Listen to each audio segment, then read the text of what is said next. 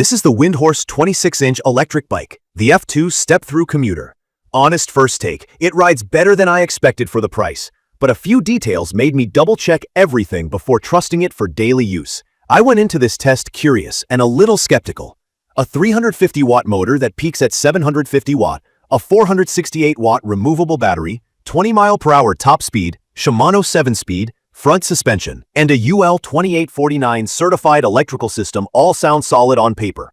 From my experience, the core ride is legit. The motor has enough punch for city hills, the geometry keeps me upright and relaxed, and the battery range claims aren't inflated.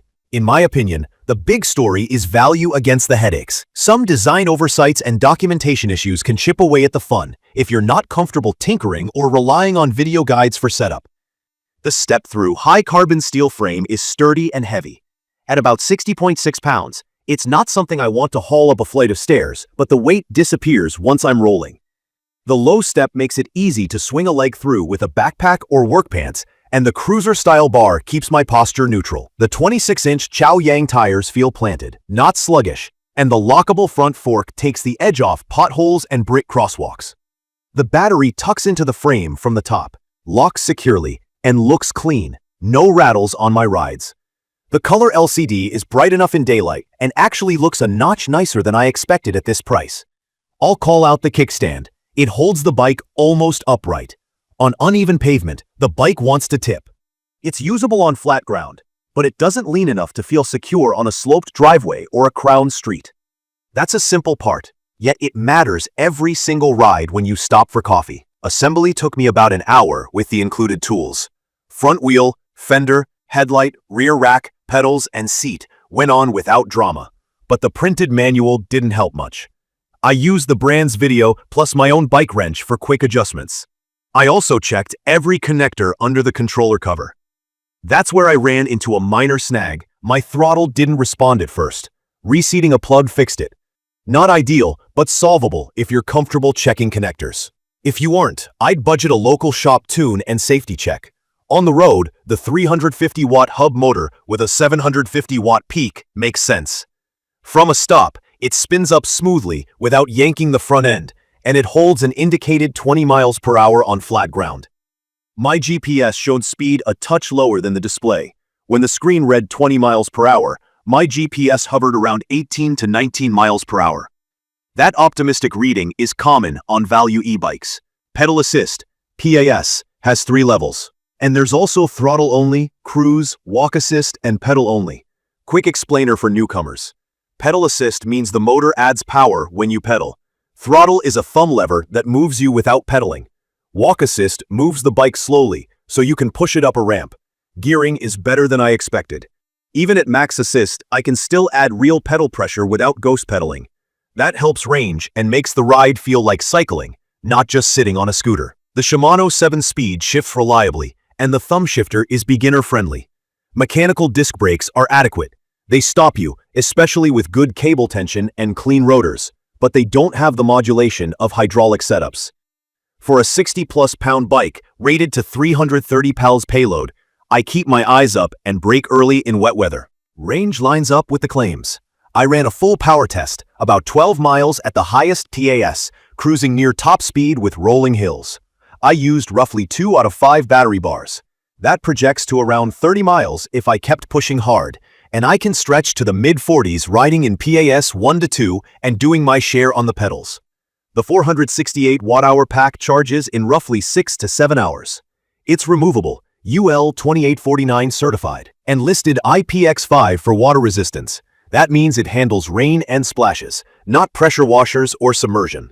The display lists IP67, which is more robust for dust and brief water exposure.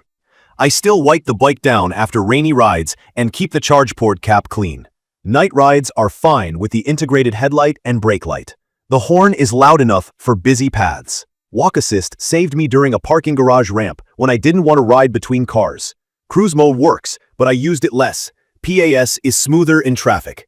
Key features that stand out to me are the UL 2849 certified electrical system for safety, the removable 36V, 13 amp-hour battery with realistic range, the step-through frame that's easy to live with daily, and the 5 working modes that cover most city use cases.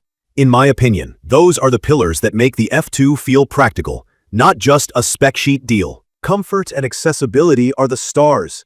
The step-through frame and upright cockpit make this easy to ride in normal clothes. The Fort does enough to take the sting out of rough streets, and the 26-inch tires give a stable, predictable feel. Power delivery is well-tuned for stoplights and short hills. I appreciate that the gearing lets me contribute at 20 miles per hour. It keeps the ride engaging and stretches range. From my experience, the range estimates are honest if you understand how assist works and keep your expectations grounded. The battery system feels secure, the top-loading design locks in cleanly, and the color display is a nice touch with clear readouts for speed, battery, trip, and PAS level. Now for the caveats I think buyers should know. The kickstand angle needs work. The bike is heavy to lift, and it's not the tool I'd pick for a walk-up apartment unless you have an elevator. The brakes are basic. They're fine with proper setup, but they're not hydraulic. Documentation is weak. I leaned on the video and basic bike know-how more than the manual. I also found conflicting specs from different listings about max load. Most say 330 pounds. Another sheet mentioned 264.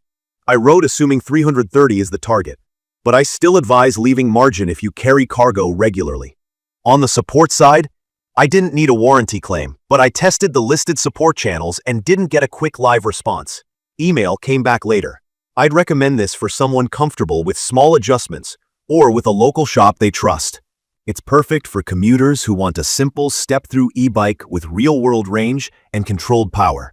Anyone returning to cycling who prefers an upright ride, and riders under time pressure who need reliable 18 to 20 miles per hour travel without sweat. It's also a good option for heavier riders or folks carrying loads, given the claimed payload and the way the motor handles rolling terrain. Though I'd keep braking distances conservative and maintain the cables often. In conclusion, the Windhorse 26 F2 delivers the essentials that matter day to day: a safe, certified electrical system, a battery that meets its promises, a motor that pulls on hills, and geometry that's easy to live with. The ride quality and usability are strong for the price. The rough edges are very real: an upright leaning kickstand, basic brakes, a heavy frame, and spotty documentation, but they're not deal breakers if you go in with eyes open. From my experience, the trade is worth it if you value comfort and straightforward commuting over premium components. I'd recommend this for budget-conscious riders who prioritize safety certification and reliable range, and who don't mind tightening a bolt or watching an assembly video to get things dialed. If there's anything I didn't cover or you want me to test a specific hill, cargo setup, or range route, drop it below. If you're comparing this against another step-through e-bike and want my take, I'm happy to share more specifics about gearing and real speeds. Key features are solid. It just comes down to your tolerance for a little DIY and realistic expectations on brakes and weight. Subscribe to the channel and leave a comment with your questions or what you want to see next. Thank you for watching.